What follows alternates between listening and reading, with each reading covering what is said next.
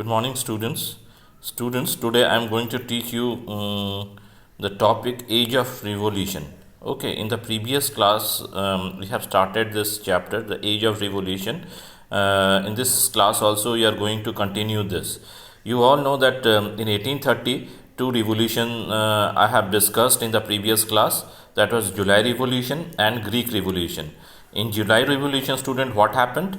That French people, they overthrown the Bourbon king.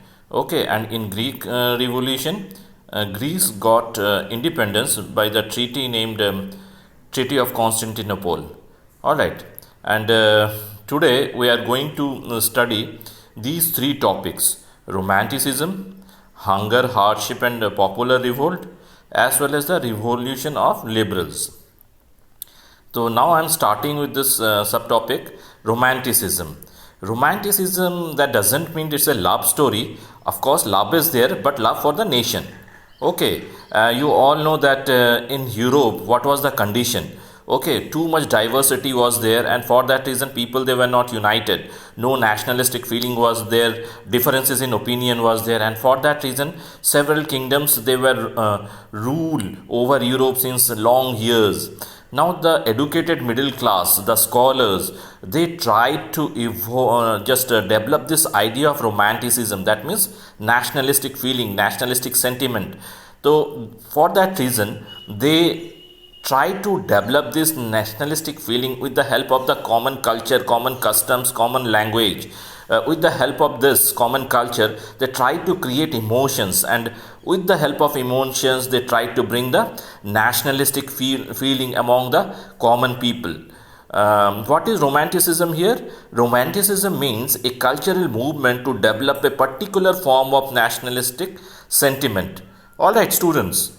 And yes, one German philosopher was there. His name was Johann Gottfried. In Germany, he tried to develop this nationalistic feeling with the help of the folk song, folk dance, and folk poetry. Okay, students, you'll see that end of the 18th century, there were great powers like Russia, Prussia, and Austria. All right, and Poland was under the control of Russia. And you just see here what the Russian authority they had done. Russian authority, they removed Polish language and implemented Russian language. Okay, and Poland's official language was Polish, but Russians, they removed it and made Russian language as an official language. As a result, the Polish people, they got angry, and they started revolt against the Russian authority. As a result, what happened, students, that Russian being powerful country, they suppressed the revolt in Poland, and those who participated in the revolt, like priest, bishop, common man, they put into the prison in Siberia, where Siberia is located in Russia. This is one of the coldest region in the world. Minus 71 degrees centigrade was there, and Russian authority, they want to give Polish people, those who have revolted against Russia, a lesson. All right, so that in the future nobody will try to do revolution, okay, against Russia. But here I want to say, students, that look at here, how a language can create a nationalistic feeling in the Poland. So that means with the help of the common culture, common customs, common language, okay, that nationalistic feeling can be created, and Poland was one of the burning example for it. Okay, students. Students, now my second topic is that hunger, hardship, and popular revolt. Students, in the age of revolution, we are going to study the major events what occurred between 1830 to 1848, and the year 1830, it was really a bad time for Europe. Okay, because population increased, but the production not increased.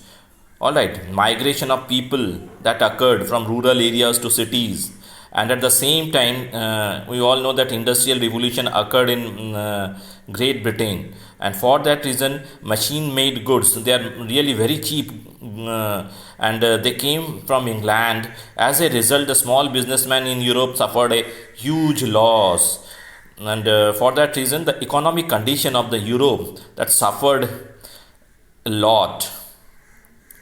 In 1848, in France, what happened? Food shortage occurred, widespread unemployment. The condition of Paris also became worse, and people here, all right, they were really unhappy with the French authority.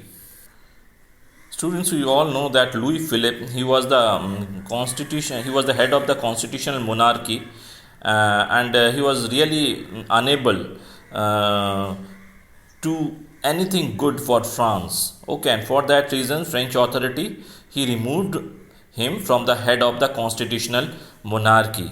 And of course, French authority, they tried to bring some change so that they can able to improve the socio-economic and political condition of France. What are the changes they brought? They brought that right to vote. That means those who are above 21 years of age now, from now they can able to give vote. Right to work, that means all the people, they got the right to work now. All right, and they tried to French authority, they tried to solve the problem of the livelihood of the French people.